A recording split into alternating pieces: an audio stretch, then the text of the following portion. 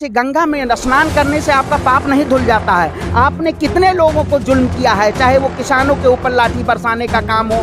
तो ये नहाने से अब पाप नहीं धुलने वाला है। अब आपको देश की जनता सत्ता से बेदखल करेगी, तभी इस आवाम को वो मिलेगा। नहीं जामिया वर्ल्ड, इंसाफ की आवाज़। एवरीवन, आप जामिया वर्ल्ड देख रहे हो। जामिया वर्ल्ड इस वक्त मौजूद है जंतर मंतर है दिल्ली में। और जैसे कि यहाँ पर एनआरसी एनपीआर के खिलाफ प्रोटेस्ट हो रहा है और जैसे कि जो एक्टिविस्ट हैं उन पर यूएपीए लगाकर उन्हें जेलों में लगभग 2 साल से रखा गया है।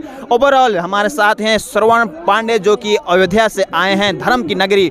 ओवरऑल क्या कहना चाहेंगे? आप धर्म की नगरी से आ रहे हैं, लेकिन इस मोदी सरकार में अधर्म हो रहा है और युवाओं को, नौजवानों को जेल में ठूसा जा रहा है। क्या कहना चाहेंगे? सरकार इतना एटीट्यूड, इतना घमंड क्यों दिखा रही है? देखिए, आज के 2 साल पहले सरकार एक धर्म के प्रति एक कानून लेके आई थी, सीए, एनआरसी और एनपीआर। आप बताइए, सरकार जो तानाशाह सरकार है उनको जेलों में बंद रखा है। क्या यही देश का लोकतंत्र रहता है? भारतीय जनता पार्टी के शासनकाल में एक धर्म विशेष को, समुदाय को एक वो बनाया जा रहा है, टारगेट किया जा रहा है। ये सरकार तानाशाही और जुल्मी सरकार है। अब देश के युवा, देश के नौजवान जाग चुके हैं इस सरकार के खिलाफ, क्योंकि आप धर्म विरोधी कोई कानून नहीं ला सकते हैं। क्या इस देश में हिंदू मुसलमान को ही लड़ाना रह गया है? भारतीय जनता पार्टी अब ये समझ ले कि जिनके ऊपर यूएपीए लगे हुए हैं, जो उस समय आंदोलनरत थे शाहीन बाग में, उनको यूएपीए हटाया जाए और जेल से बरी किया जाए। आप बताइए,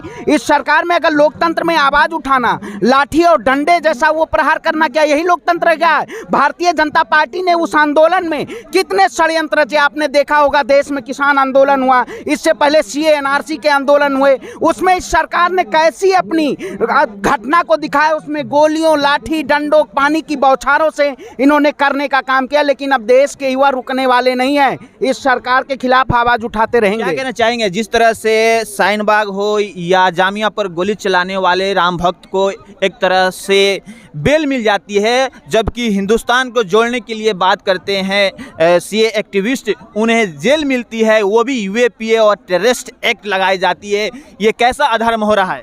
भारतीय जनता पार्टी उसी लिए आज हम लोग साथ खड़े हैं कि सरकार के खिलाफ। ये सरकार, आप बताइए, जो गोली और डंडे और जेल की सलाखों के पीछे उनको बंद करके उनकी आवाज़ों को दबाया जाता है। आप बताइए, राम भक्त जो गोली चलाया जामिया पे, क्या ये देश में लोकतंत्र कहता है कि आप किसी के ऊपर गोली चला सकते हैं, लाठी और डंडे बरसा सकते हैं? मौजूदा सरकार ये तानाशाही और अहंकारी सरकार है, लेकिन अब इसका अहंकार नहीं चलेगा। जिस तरह से देश का किसान अहंकार तोड़ा है, अब सीए, एनआरसी और एनपीआर ये भी वापस होगा। इस सरकार को ये तीनों काले कानून वापस लेने होंगे। किसी धर्म विशेष के प्रति आप ऐसा कानून लाके और उनके ऊपर वो नहीं करना चाहे। समझ रहे हैं, ये सरकार गुलाम बनाना चाहती है, लेकिन अब देश का युवा, देश का किसान गुलाम नहीं बनेगा। हिंदू, मुस्लिम, सिख, ईसाई एकता का प्रतीक होगा। आप किसी धर्म को, एक धर्म विशेष के खिलाफ आप आवाज वो करके कानून लाके उनको गुलाम नहीं बना सकते। तो ये भी वापस होना चाहिए। आप कह रहे हैं वापस होगा, कैसे वापस? अगर यूपी में बीजेपी सरकार जीत जाती है तो फिर तो और चढ़ाई करेंगे। अरे भाई, कहाँ उत्तर प्रदेश में बीजेपी सरकार जीत रही है?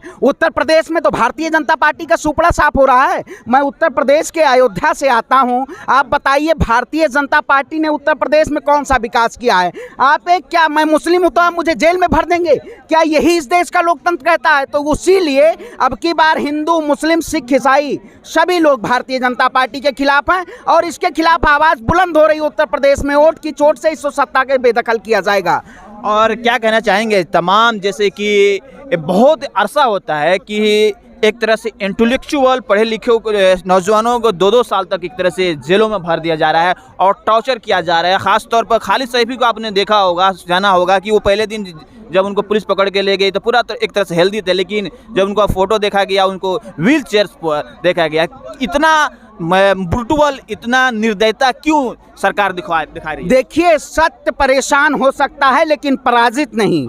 सत्य है, हम सत्य के साथ खड़े हुए हैं, हम लड़ाई लड़ रहे हैं। हमें कितने आदमियों को सरकार जेल में भरेगी, कितने लोगों के ऊपर लाठी और डंडे बरसाएगी? हम लोग आवाज उठाते रहेंगे इस सरकार के खिलाफ, क्योंकि इस सरकार ने युवाओं को बेरोजगार किया है, किसानों की बदहाली की है। इस सरकार ने धर्म विशेष को, समुदाय को लड़ाने का काम किया है और जो लड़ाने का काम करेगा उसको सत्ता से बेदखल किया जाएगा। भारतीय जनता पार्टी के शासनकाल में इस देश की आवाम इतना परेशान है कि आप बताइए, किसी धर्म विशेष को ही टारगेट करके, अगर मैं इंटेलेक्चुअल हूँ, अगर मैं इस देश में आवाज़ उठाता हूँ, अपने हक के लिए आवाज़ उठाता हूँ, तो सरकार जेल की सलाखों के पीछे भर देती है। लेकिन हम जेल से डरने वाले नहीं हैं। हम जितनी भी जेलें हों हम उसको पहुँचने का काम करेंगे, क्योंकि इस सरकार के खिलाफ आवाज़ बुलंद करेंगे हम।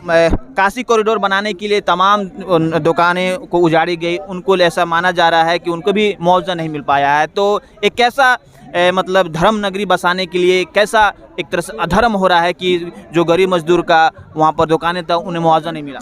देखिए, जिस तरह से काशी में गरीबों को घर को तोड़ा गया, उसी तरह अयोध्या के धर्मपुरा में आप चले जाइए, वहाँ भी गरीब के आशियानों के तोड़ के आप बताइए, अगर हमारा घर कहीं पे हमारे आशियाने को तोड़ के, क्या हमें पहले रोटी कपड़ा मकान शिक्षा चाहिए, लेकिन हमारे आशियाने को तोड़ पे उस पर बुलडोजर चला गया, आप क्या करना चाहते हैं? तो इसलिए आप जो सरकार है ना, इस सरकार को जनता नकार चुकी है। उत्तर प्रदेश में योगी आदित्यनाथ की सरकार हो, 2022 में इसको सत्ता से बेदखल किया जाएगा, क्योंकि वही है नहाने नहीं तो ये सरकार। जिस तरह एनआरसी का प्रोटेस्ट चल रहा था उस पर गोली भी चल रहा था, लेकिन जिस तरह से प्रोटेस्ट किसान भी कर रहे थे लक्ष्मीपुर खीरी में, उनके ऊपर गाड़ी चला दिया गया और एक एसआईटी का जो रिपोर्ट आया है कि सोची समझी रणनीति थी, साजिश थी कि किसानों को कुचल के मार देना है।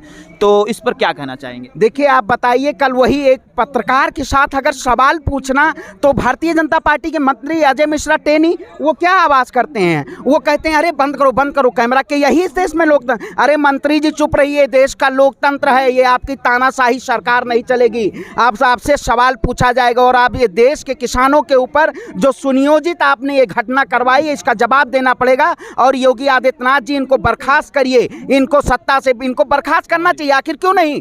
टेनी जी को गिरफ्तारी होनी चाहिए, इनको गिरफ्तार करके इनको सत्ता से बेदखल किया जाना चाहिए। अब ये आवाज़ उठ रही है बर्खास्तगी की, और देखा होगा आपने कल विपक्ष ने भी पूरा हमला बोला है चारों तरफ से। तो भारतीय जनता पार्टी अब बौखलाई है, क्योंकि उत्तर प्रदेश में। क्या आपको यकीन है कि ये बर्खास्त या इस्तीफा देंगे, जबकि ऐसा कोई भी बीजेपी का मंत्री नहीं करता है? देखिए, भारतीय जनता पार्टी अब इसको बर्खास्त करना पड़ेगा, क्योंकि अब देश की जनता जाग चुकी है। ये इस सरकार के खिलाफ नहीं तो एक क्रांति आएगी उत्तर प्रदेश में भी, और अब इस देश में सरकार के खिलाफ एक बहुत बड़ा आंदोलन फिर होने वाला है। क्योंकि ये सरकार जब तक इसको झुका के और सत्ता के से बेदखल नहीं कर दिया जाएगा, तब तक ये चैन नहीं लेंगे देश के युवा। बहुत बहुत शुक्रिया। तो ये हैं श्रवण पांडे, जो कि धर्म नगरी अयोध्या से आए हुए हैं, और ख़ास तौर पर जिस तरह से एनआरसी एनपीआर के खिलाफ यहाँ भी प्रोटेस्ट भी हुआ और उसके एक्टिविस्ट जो जेलों में हैं उनके लेकर एक तरह से सॉलिडेरिटी देने आए थे दिल्ली के जंतर मंतर पर। बहरहाल आप जामिया वर्ल्ड देखते रहिए। मैं मोहम्मद तस्लीम, दिल्ली के जंतर मंतर से।